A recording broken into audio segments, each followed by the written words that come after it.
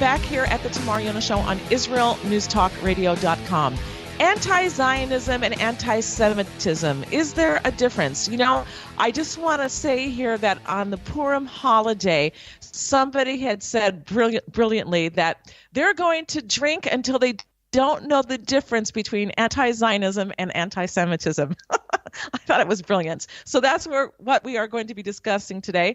Our guest is Adam Levick. He works for at the British arm of CAMRA, the Committee for Accuracy in Middle East Reporting in America. That's called CAMRA, and he's here with us. He wrote a very interesting article that you may want to go to see, and I'll try to link to it if I can in the chat room and possibly where the show is podcasted. It's called Debunking the Myth that Anti-Zionism Isn't Anti-Semitic. Welcome to the show, Adam Levick. Great to be here, Tamar. It's very good to have you on. All right, so a lot of people like to make the claim, we're not anti-Semitic. We don't hate the Jews. We just are anti-Zionistic. What does that mean? I think, anti-Zionism is the new anti-Semitism, and I say that for multiple reasons. It gives a respectable veneer to anti-Jewish hatred under the mantle of anti-imperialism, anti-colonialism, anti-racism. But it's really a moral inversion. I mean, and anti-Zionism is anti-Semitic for multiple reasons, a few of which are it denies Jews the right to define what constitutes racism against their community, and only Jews. It applies a double standard against the Jewish state. No other nation in the world has their very legitimacy questioned, their very right to exist questioned. It's important to note that anti-Zionism doesn't call for a theoretical end to Zionism. This is in 1947. It calls for the destruction of an existing nation-state. It's also similar to anti-Semitism. If you're familiar with the historical tropes and the history of anti-Semitism, you know that anti-Semitism throughout history often saw Jews as a unique evil, what the late anti-Semitism scholar Robert Wistrick referred to as an organic obstacle to peace and progress in the world. Well, anti-Zionism sees the Jewish state as not only flawed like every other state, it's not perfect, but as a unique evil in the world. So it has rhetorical and intellectual similarities to anti-Semitism.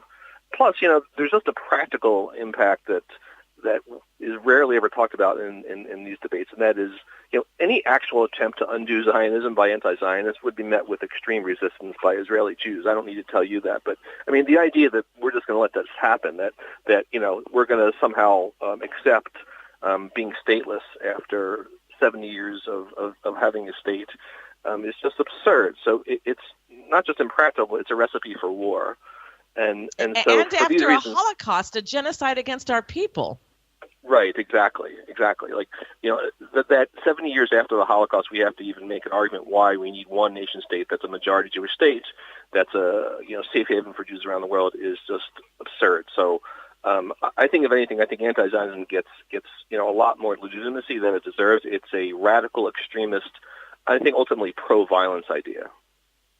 So if somebody is arguing with their friend, or somebody is arguing with somebody on Facebook, and they have to defend and explain that anti-Zionism is anti-Semitism, what tools can you give them to be able to present to debunk this myth?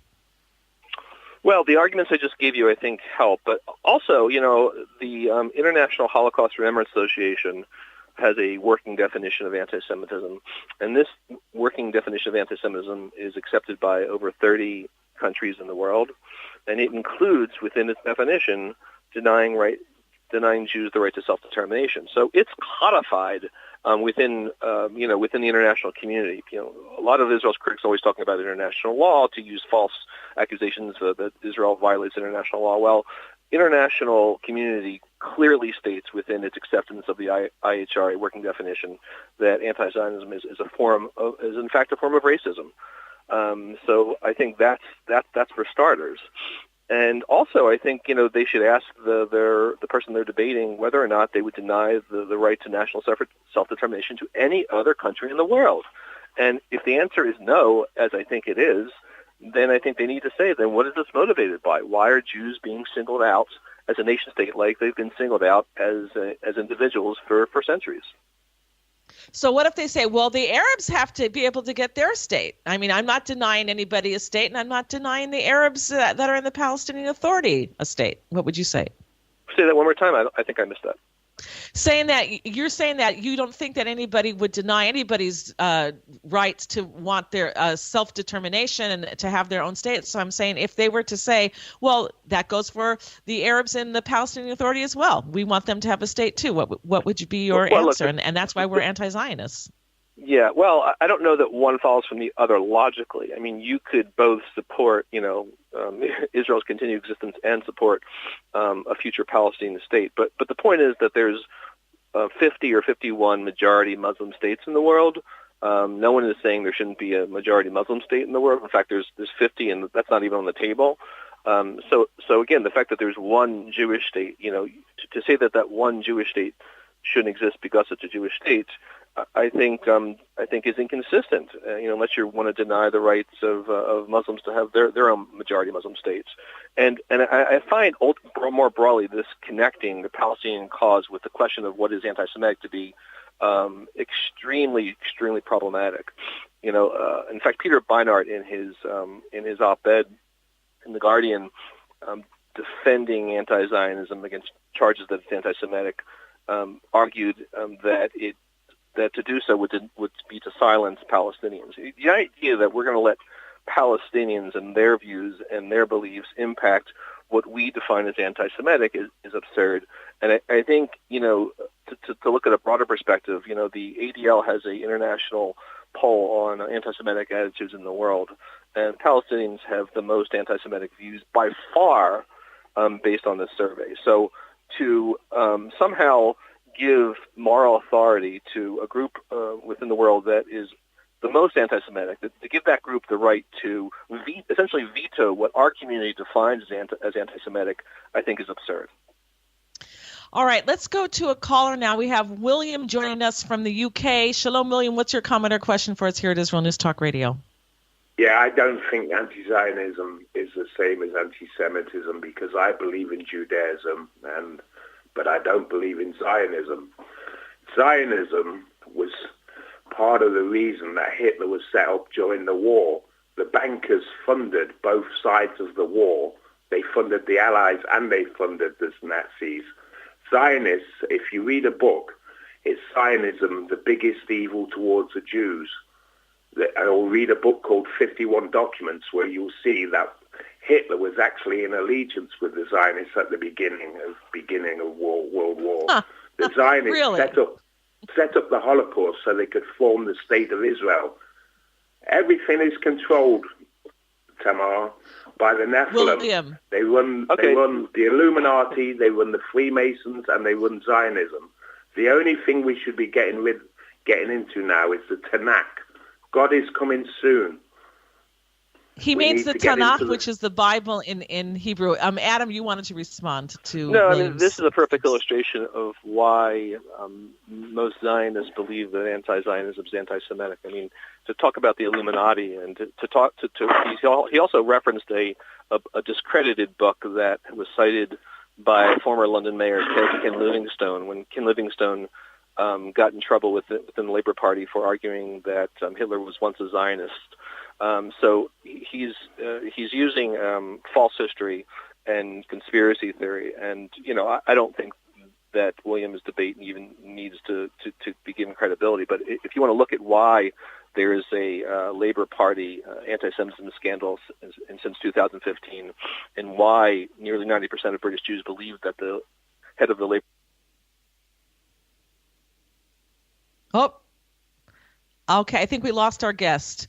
Did we lose our guest, Mr. Technician?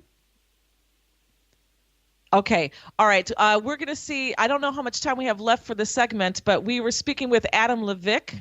I apologize that we lost you. I just want to read the last paragraph of what he is, what he wrote here, and then I'll try to give out.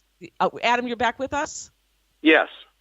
Okay, Adam, we only have about a minute left. How would you like to sum up this segment? What do you want to leave our listeners with?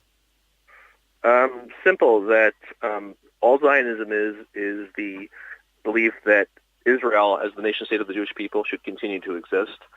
And anti-Zionism is the belief that the Jewish state shouldn't exist, and that it's moral to bring about the end of the Jewish state.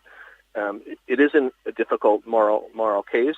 There is no other nation in the world whose existence is questioned this way, and to promote the anti-Zionist view is to promote a future that would involve violence and an unimaginable war. It's an extreme ideology that has no place in modern society.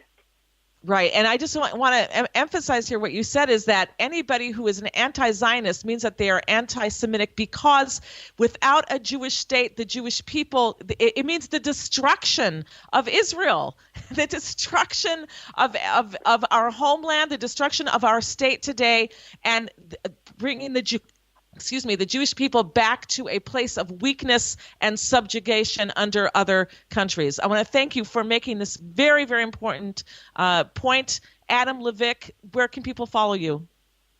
They can follow us at ukmediawatch.org or our parent organization, Camera, at camera.org. Thank you so much for coming on the show, Adam. Very important article you wrote. Thank you. It was my pleasure. Thank you, Tamar.